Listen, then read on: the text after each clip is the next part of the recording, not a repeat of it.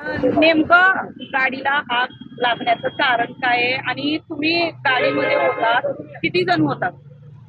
गाडी बंद झाली, मग मी नंतर बंद झाली म्हणून स्टार्ट केलं तर स्टार्ट नाही झाली गाडी आणि धूर आला थोडं थोडं गाडीतून बाहेर पुढच्या साईडने.